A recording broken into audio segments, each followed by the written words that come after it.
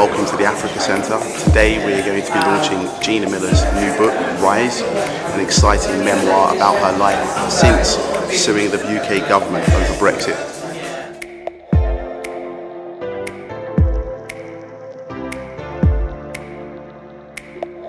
On air, and this is of course Helpful Radio, this is Jabber Talk, and I am Jacqueline Markle, your host, always here on a Tuesday. But an amazing woman today we have with us, Gina Miller.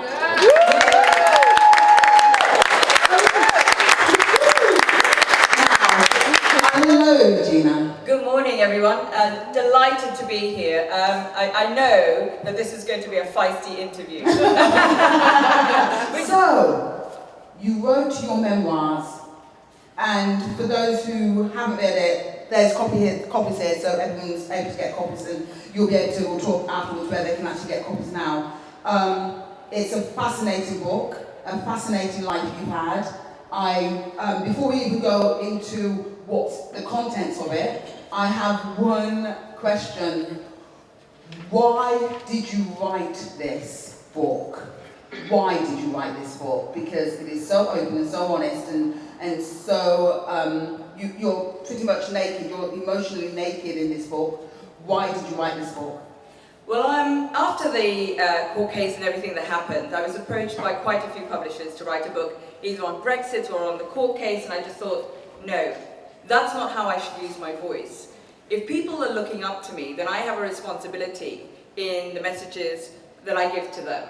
And what I started getting, apart from the hatred, of which I know we'll talk about, I started getting letters from people, all ages, all around the country, all ethnicities, with this real sense that I got that people were hurting and feeling lost and hopeless and sort of lacking some sort of, if you like, happiness in their life. And I could read it between the lines of so many messages and letters and emails I was getting. I thought, that's what I should be doing. That's how I should be using my voice, to combat that, to give people hope, to show them that failure is not a bad thing, that we live in a world where everything is becoming more and more fake. We get fake news, fake success, fake bodies, especially for young women. And the idea that you have to try and live up to that just creates such anxiety in people. We are teaching young people in particular the most disastrous lessons from my point of view. Mandela said you treat a society by, you judge a society by how they treat their children. I think we should judge our society by what we teach our children. And I wanted to use my life, through the lens of my life, to tell people that it's fine to fail. Failing is where actual true success and humanity comes from. It's the thing that binds us together. Believe me, we've all failed. So why try and hide it? And then also what I wanted to do in the book is use this new platform I have, this idea that I came from nowhere, and that a woman can be resilient, a woman like me, with all the tick boxes that they decided to attack, had no right to have a voice, right, or could not be strong and didn't have the right to be where I was. I wanted to explain why I absolutely have the right to be where I am. Right. I've earned this voice. It didn't happen overnight.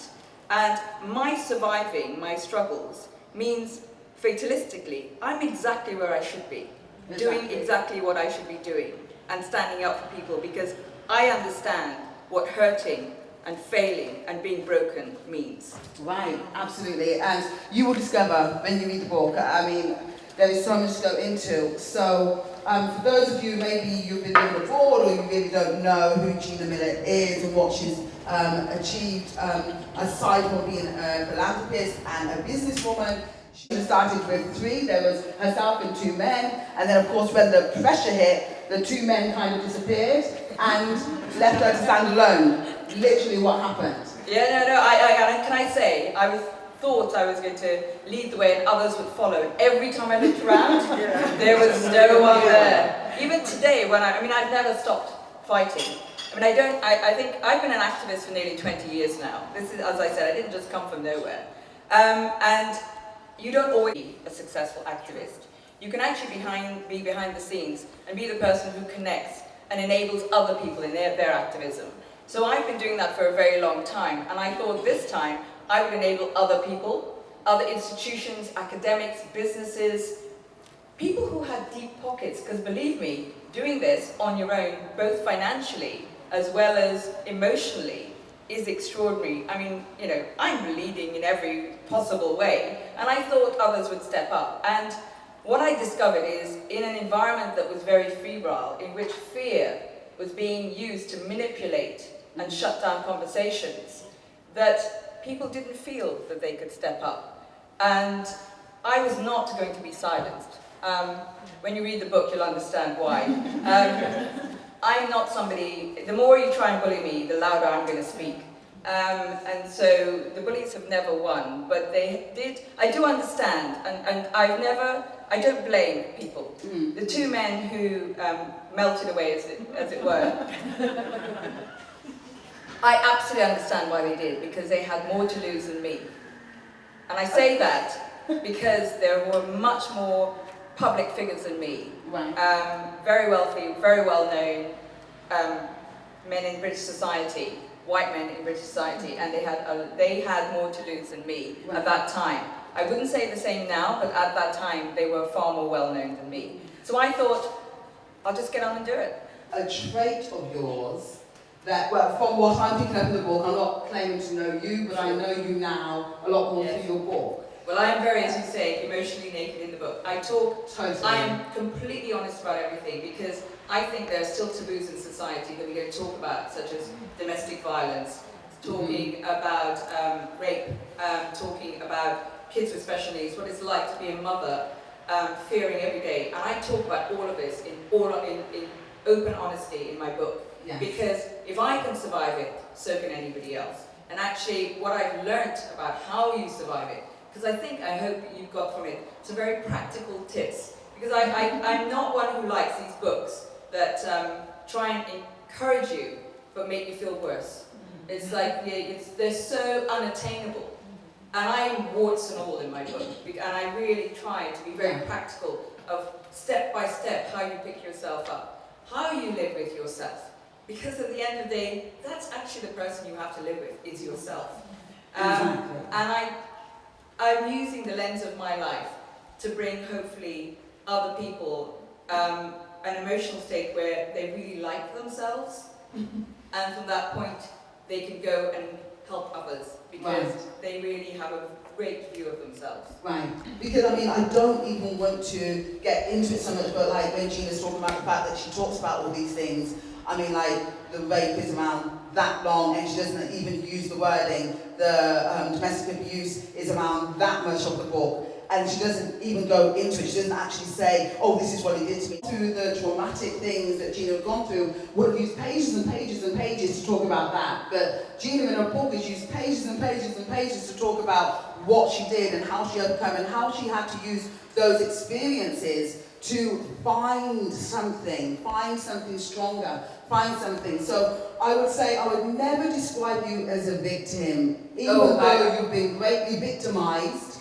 but not a victim, even though you've been through terrible things. But that is the mindset. If you allow yourself to wallow in the things that have broken you, then you can't use your energy for anything else. And you have to let go. You have to be very careful of how you rebuild yourself. And, expelling negative energy, the only person you're hurting is yourself then.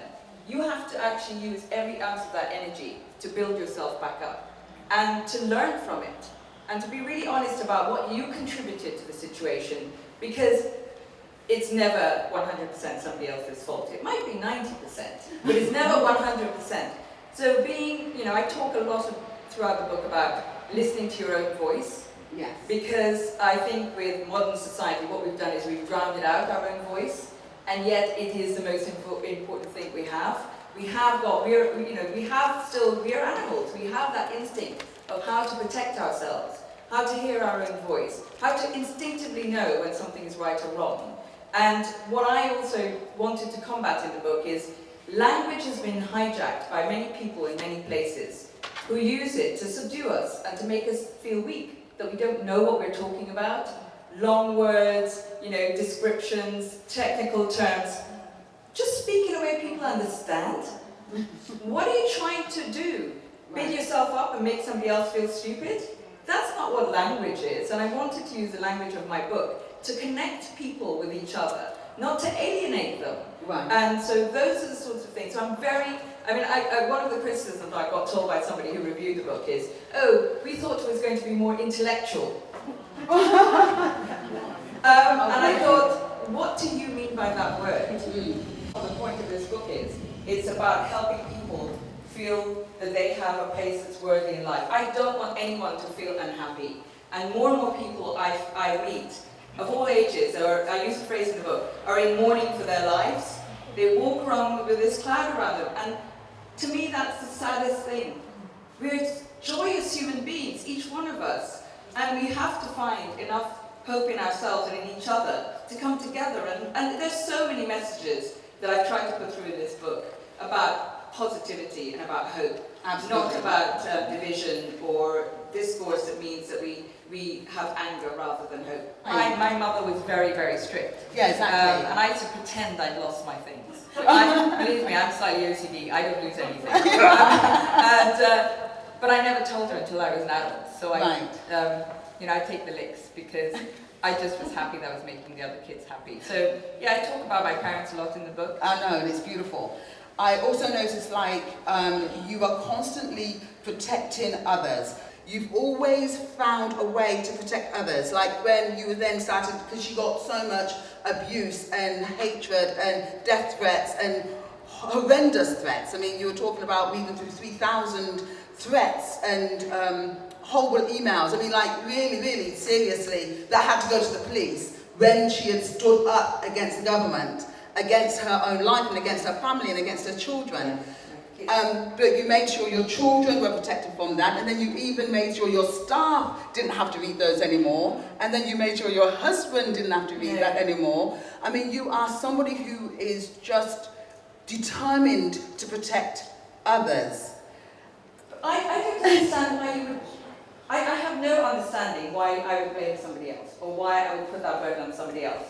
I'm living the life I choose to live. Mm-hmm. And therefore the consequences that come from my choices are my consequences. They're not somebody else's. I have to say the one person who's very angry with me about my book, who is my elder brother. I talk about him because he came to the UK. He's 2 years older than me.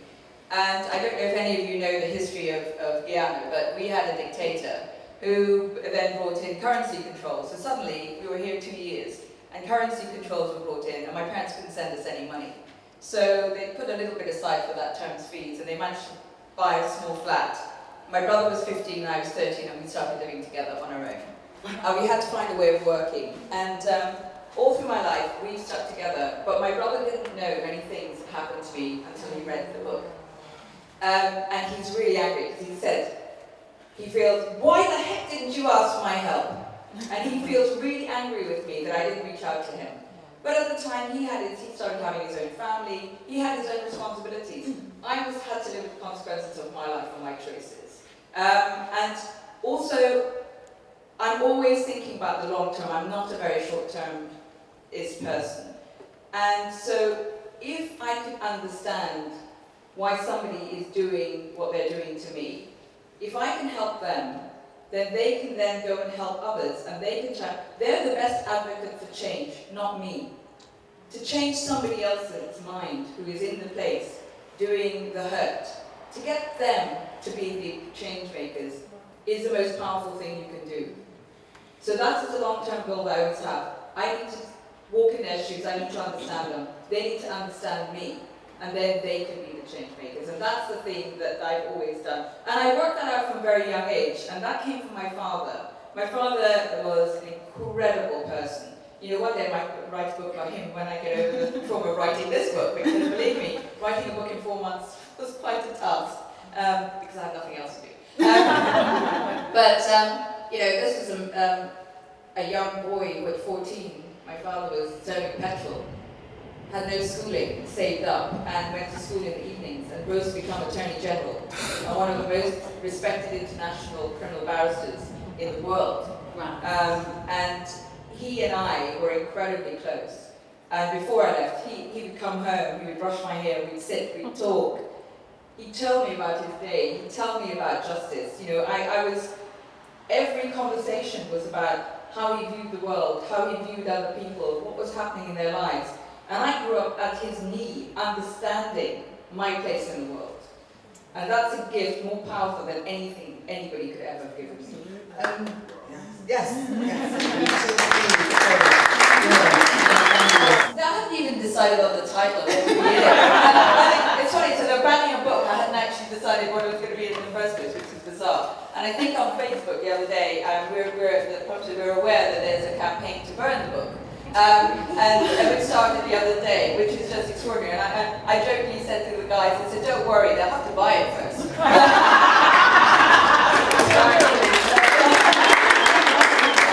But, you know, on a very serious note, and there are serious things, you asked about why I wrote the book. There's a very serious reason also why I wrote this book, which is that story I've just told you, has echoes of burning books in a very right-wing past. And that's where I think we're heading. And this book, not only do I want people to read it and take, I spoke oddly because I went to a convent in Indiana, so my English was perfect, more English than English. And I had a vision of, like many people who grew up at that time in the Commonwealth, my view of Britain, England, was Dickens. It was my mother collected blue Wedgwood, we had the Queen on the wall, that's the way we were brought up. Yeah. And everyone's, there are many people who say in Ghana it's El Dorado. Well, for us, England was El Dorado. It's a place we wanted to come to. It was, my parents were convinced that if they could give us a British education, we could do anything we could in the world. And that's the way my parents thought. So to then come here and find that I was isolated was a real shock to me. Right. And I was so lonely.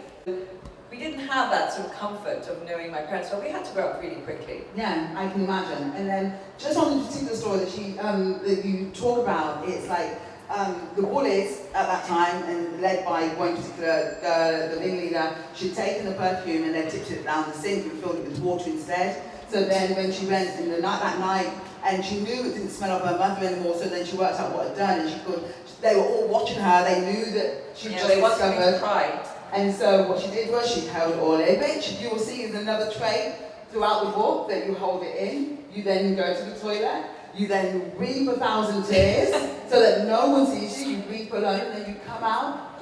Now this is what I love about this story. She then the next day, because I was thinking, get home. I really was, I couldn't help it. I was just I imagined you at 11 years old, or 13 I think. I was 11 at that time. You were still 11. Going through that, it would have broke my heart. So this is what she did. Her mother had also given her a bracelet, a beautiful bracelet. She took the bracelet and gave it to the ringleader and said to her, can we be friends? And gave her the bracelet. The girl took the bracelet, looked at it, and then walked away, didn't really say anything. And then it took a few days for that change to happen. Now when I was reading this book, I'll be honest, I was reading and thinking, you've given all your energy and everything, you've given them your soul, and that's when you thought, it's the bracelet. Yes, it is. is. Is this book the bracelet to the haters? Yes, it is. It's my gift. The book is to people who, I was going to say, in one of Right Wing Press said, I became the avatar of hate because I gave them everything I wanted. But actually, it's that whole, it's my arm, I put it a slightly different way, I'm a real hugger. It's my arm around people who are hating, because it must be so exhausting. Yes. To have so much anger in your body every day, to wake up and feel it, must be absolutely exhausting. And I know from my work, I've worked with ex-gang members, I've done a lot of work in the world of social justice, and can I tell you a quite funny and quite ironic story? So my husband and I funded the work that led to the modern day slavery bill, that is Mrs. May's, if you like, Medal of Honor as Home Secretary.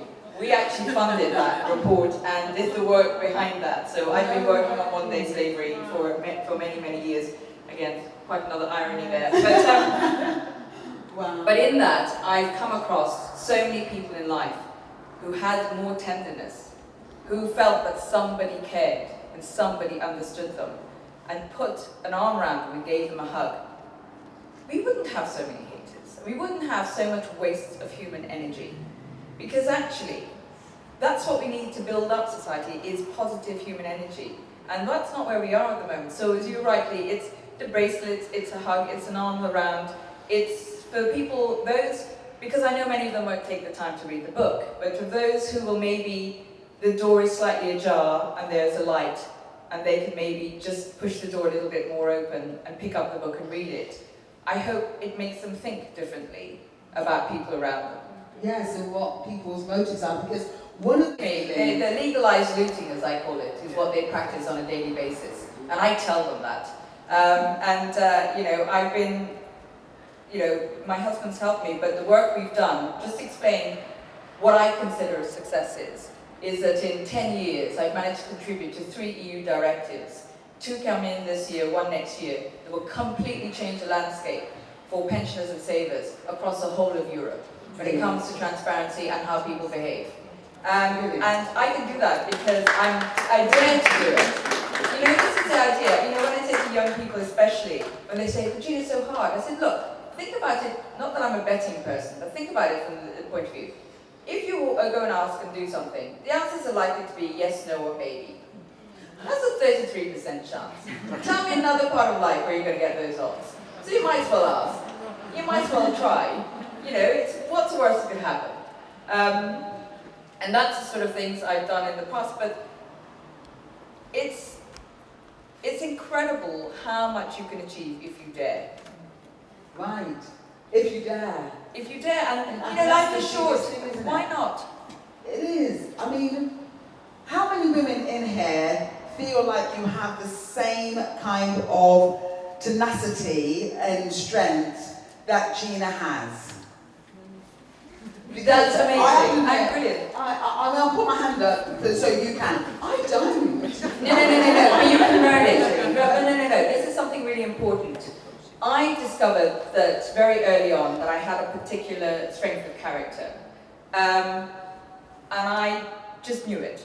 Mm-hmm. And then, particularly through the birth of my daughter, I realized I had to use it because I was a young mother. I was so excited to have my baby girl. Amongst everything else I wanted, more than anything, I was going to do whatever I wanted to do and be my version of success in it.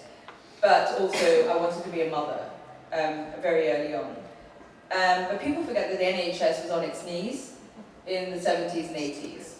And my beautiful baby girl was, there was no one to deliver her. We were short of midwives and health visitors. There was nobody to deliver her, so she was born with special needs. She's now 30 and her mental age is about 5 or 6.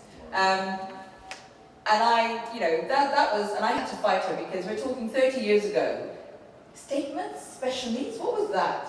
None of that really existed.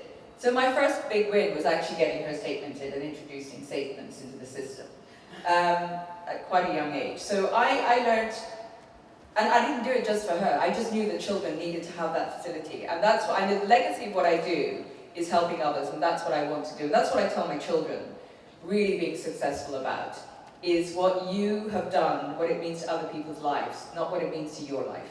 That is success. That is something.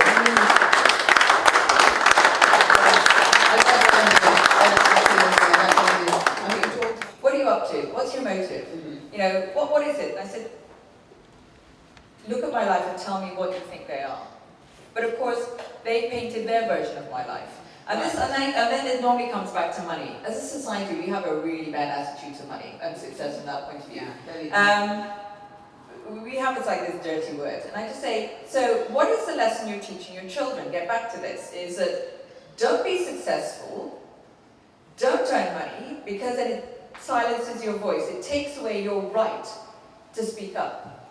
Is that the lesson we're teaching our children?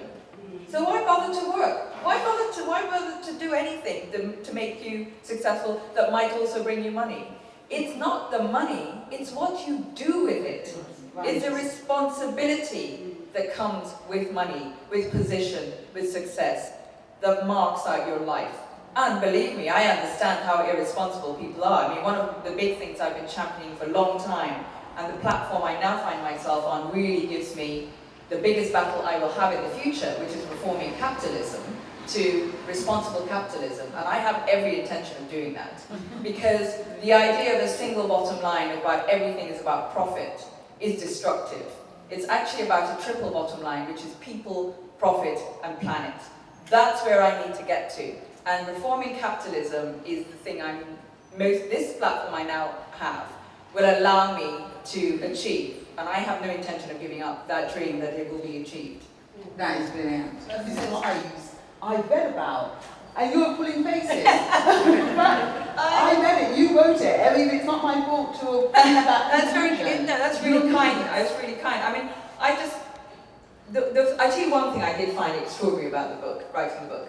I'm not a person that looks back. Whatever I achieve now, I think, what can I do next? What does it then lead me up the next rung of the ladder to do the next thing? So I don't look back, and I've not looked back on my own life.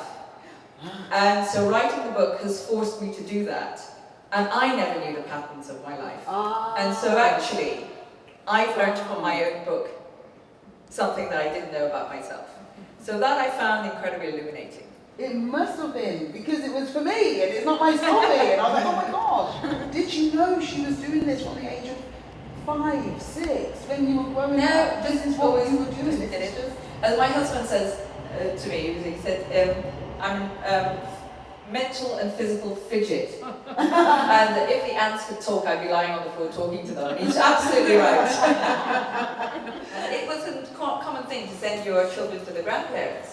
And they want to do it. And to me, how could I send my baby girl away from me? I was going to fight for her. How old were you then? Like 24, yeah. 24 years old, your life was just beginning. This is how we'd see it now. Your life is just beginning. The doctors have told you your baby is never going to talk, she's never going to walk, she's never going to... Well, they gave her only 4 or 5 years to live. But you taught her to read, you taught her the alphabet, you taught her to count.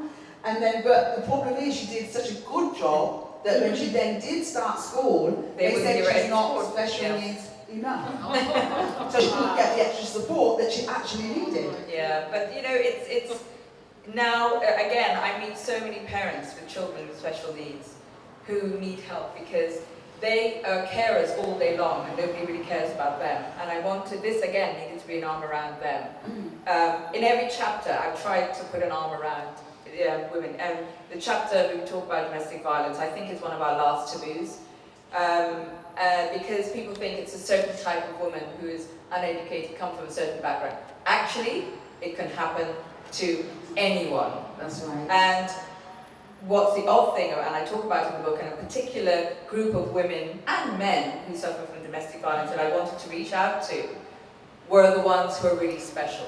Because actually, there is a type of partner who wants to own that and then break it. It's like having a stallion. It's like owning a beautiful horse and then wanting to tame it. And that's what I talk about in that chapter, about spotting the early signs, to know that somebody wants to break you. Every part of you, they want to break you and own you. And that's what I talk about in that chapter, is how do you get yourself out of that? Because when you're emotionally crippled and drowning, it's really hard to reach up and put a hand out and ask for help. And those are the things I practically wanted to talk about in that chapter. Again, it's something we must talk about. It is not stupid, weak women that suffer from domestic violence. That's right. Because a lot of people and all the rest of it. I mean, I say to my children that the two things that make us, there are lots of things I say to my children all the time, but one of the things I say to them is that the two things that make us the same is the blood in our veins and the tears in our eyes. And if you can understand that, and if you can let out those tears, they're incredibly cleansing, and then you just pick yourself up and carry on. And those are the sort of things, practical, really small things I talk about in the book, to try and help people to see that it's okay. That's what I want people to know. It's okay. It really is. Yeah. It's okay to be you. And you walk away with so much strength and so much determination that you want to get up and do it and Good. speak out and be a voice. Good. You really do. Even That's though what I you see wanted the horrendous things you've been through, but doing But I that. didn't- I mean, and yet you want to still join you on that journey, which is amazing. I'm really pleased to hear that, because one of the things, and my team will know, that I was worried about in the book, when you start bearing your soul, I didn't want anyone to feel sorry for me. I'm strong enough to look after myself, and I've learned how to look after myself. I want people to take things. It's not a book about me being a victim. I mean, I know a lot of people. This is something else I wanted to do, because we're in a world now where I am so fed up of going to presentations or speeches or debates or even comedy shows these days, where people are using too much of their own personal story to big up themselves. Exactly. I wanted to use my story in a different way. It was about exactly what I said. It's giving others strength. It was not about them feeling sorry for me. Nobody should read this book and feel sorry for me. I don't need that. What I need people to do is find their own strength to be louder and make sure that this world is safer. Yeah. That's what I need people to take from this book. I think what it did for me, it's like it took every single one of my excuses and said, now what? Yeah, I love it. It's like, That's so okay, great. so, oh yeah, no, I can't use that as an excuse. I can't use that as an excuse. You know what I mean? It's like every single one of your excuses. I mean, she's been through everything. So can I just entertain this point when the people who say to me, so it must be a hidden agenda, you go up to something, and the person who tends to be saying it to me, I say, it's exposing your hidden agenda. That's mine. Brilliant. I love it. Okay, so if you have a question, is anyone ready with a question right now? Okay, I'm going to come to this gentleman right here. Thank you very much. Before I ask a question, I must say how pleased I was to hear you speak there today, and Oh, thank you. so much resonated with me. First of all, you're Guyanese and Oh. Guyanese. And then also you talked about care as being a carer. I worked at a carer center for many years. And the other work I did was with the perpetrators of domestic violence. When you talk about domestic violence, that's something that I'm very passionate about. And I'm working with getting men to change their attitudes and behavior. And I've got a couple of books in there. You talk about crying, which is important. We think it's one of the healing processes that happens. And so, many of the things you're saying, exactly resonates with the way I've worked. Well, I'm really pleased to hear that, because you've got so much experience. But the question I wanted to ask you was about the work you've done around Brexit. Okay. And how that maybe links with the Windrush scandal, and also with another issue for me, which is I'm passionate and working about it, about reparations for slavery. Because I think one of the things that actually informed the way in which Theresa May could have a hostile environment was the racism that is inherent in a lot of the attitudes were there that, black people were, you could treat them as any old house they did in slavery. And that attitude still persists in this society, and until we get an apology and some reparations for slavery, that things will never change. And I wonder if that resonates with you.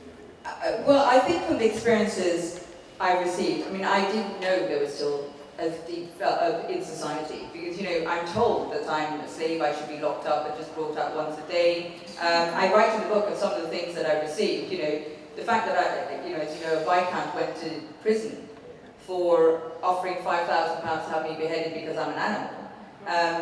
It's extraordinary that I never knew those things were there so deep-seated. And I wonder if they really are deep-seated, or the fact that they have been there on the fringes, but they've now become front and center and are now allowed as part of everyday dialogue and discourse. And I think that's the issue, is we are going back, I think, hundreds of years. We're going back, and that's what I think is happening, and that's what I think the reparation has to be. There has to be people in positions of power, especially politicians, who have to stand up and say, this is not acceptable.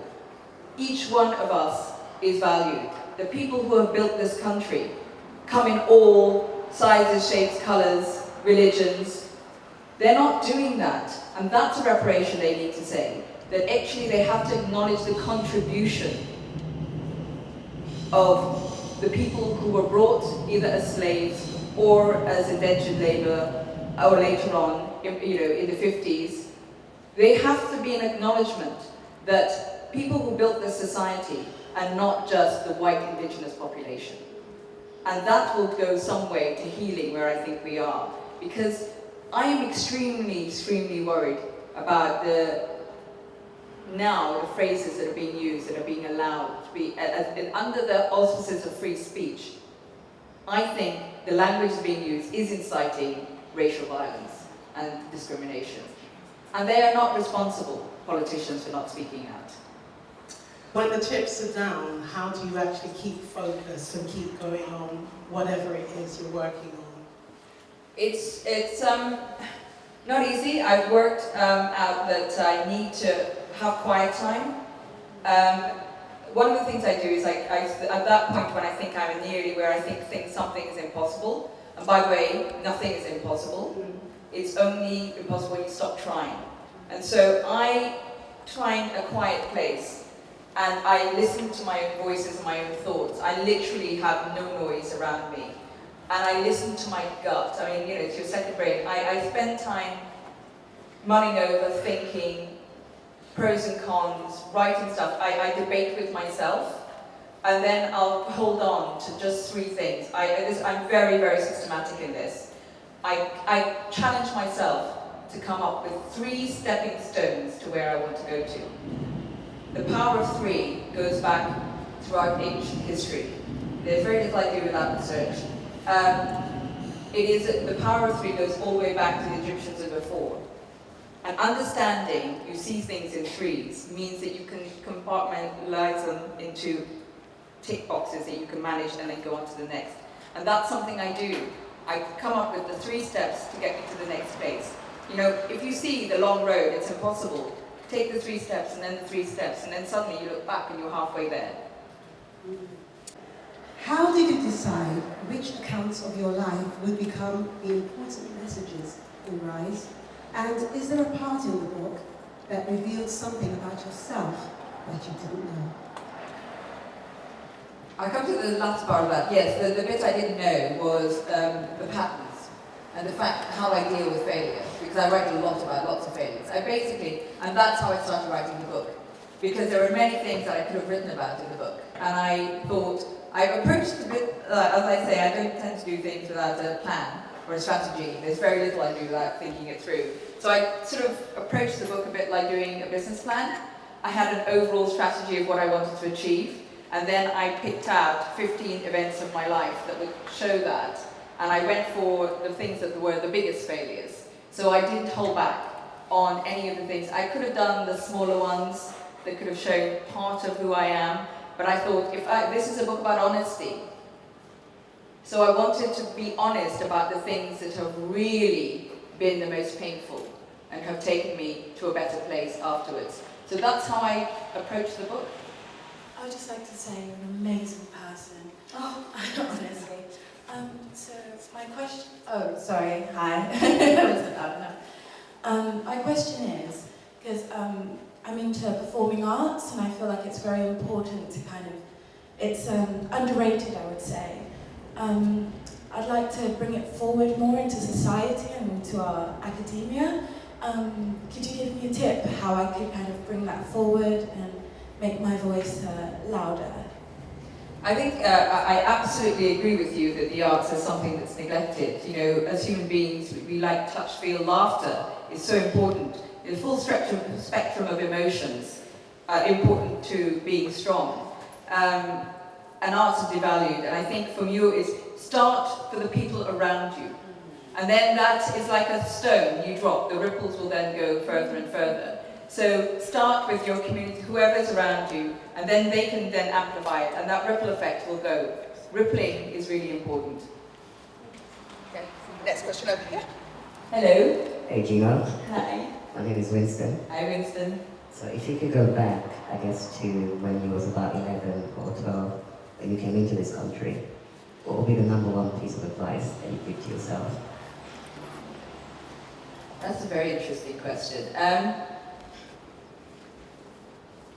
Reach out more, and actually I've learned that as a lesson to myself, writing the book actually, is I have been probably too proud to ask early enough, because I believe too much in my own strength, and actually if I asked sooner, I don't ask for help soon enough. It's a big failing of mine. and I've learned that, and I would have asked for help sooner. Hi, Gina. There's a voice echoing around the room. I'm Caroline. My question is about legacy. How, I know we're not there yet, but I know you probably already planned it. So how would you like to be remembered? When people think about Gina Miller, what would you like them to think and feel and be?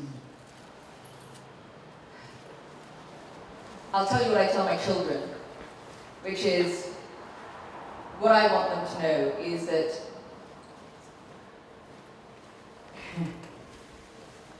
life only matters when you live in somebody else's heart. And that's what I'd like to leave. If someone had an emotion and felt something about me. Sorry, that makes me terrible because it is the thing I tell them.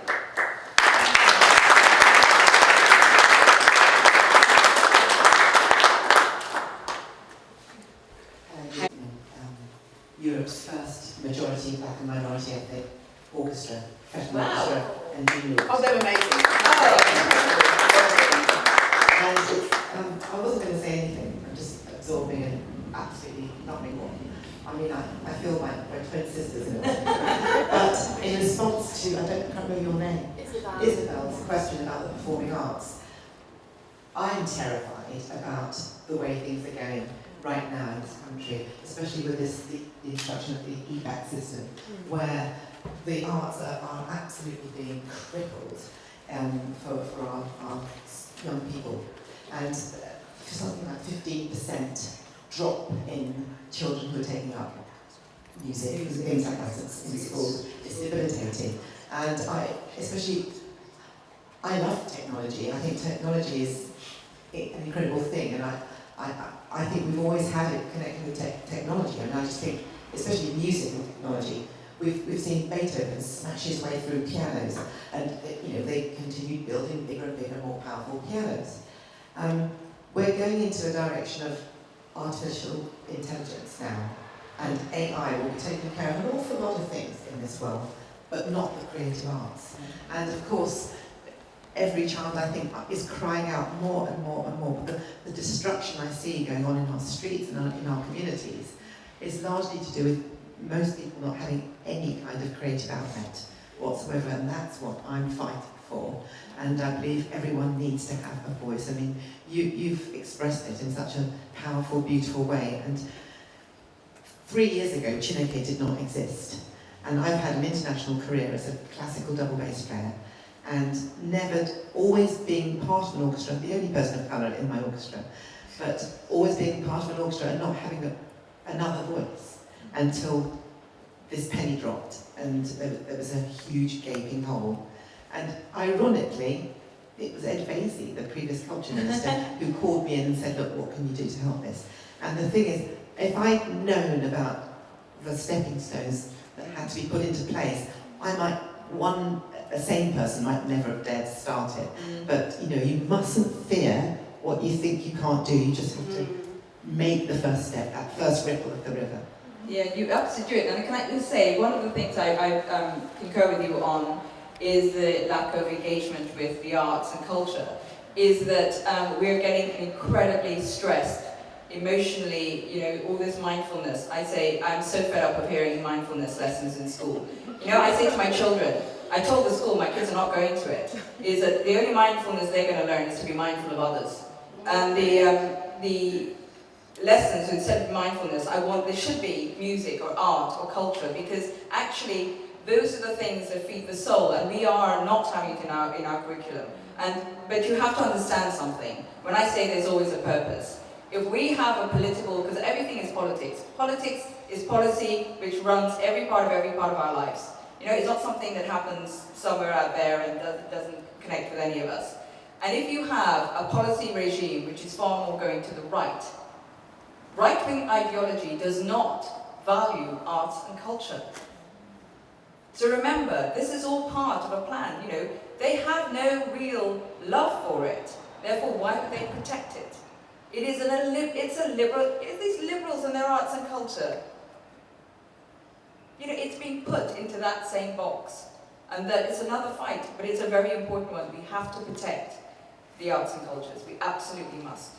Okay, we're going to have the... Dr. Dowden, I just want to ask you, how did you feel when you won the court case, against the government? Has it changed anything? It was, to me, it was totally, I was sort of in a dream. I couldn't actually believe it. And when we won the first time, because actually, the irony is the Supreme Court, we didn't think we were going to lose. I actually thought, this is ridiculous, why have the government appealed? But in the October in the High Court, we weren't sure, black and white letter of the law, we knew we'd win. We weren't sure if the courts would have the bravery to rule in our favour. It was about the political environment, not the legal environment.